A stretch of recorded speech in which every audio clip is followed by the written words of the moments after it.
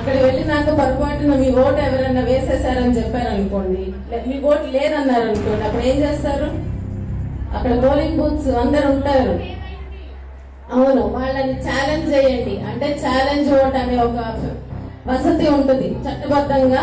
మీ Aadhaar card చూపించి ఒక 2-5 రూపాయలు కడితే వాళ్ళు మీ ఓటు వేయించుకోవాలి. సరేనా? తర్వాత అది ఓకే, మీ ఓటు ఉంది కానీ ఎవరో వేసేసారు అన్నారు అనుకోండి, అప్పుడు ఇంకొక ఫెసిలిటీ ఉంది, దాన్ని టెండర్ ఓట్ అంటారు. అది కూడా మీరు వేసే రావాలి. ఒకవేళ ఒక పోలింగ్ బూత్ లో 100 ఓట్లలో 14 ఓట్లు టెండర్ ఓట్స్ పడి ఉంటే అక్కడ రీఎలక్షన్ జరుగుతుంది. సో పొరపాటును కూడా మీ పోలింగ్ బూత్ ఏజెంట్స్ ఉంటారు, మన వాళ్ళు ఉంటారు అక్కడ.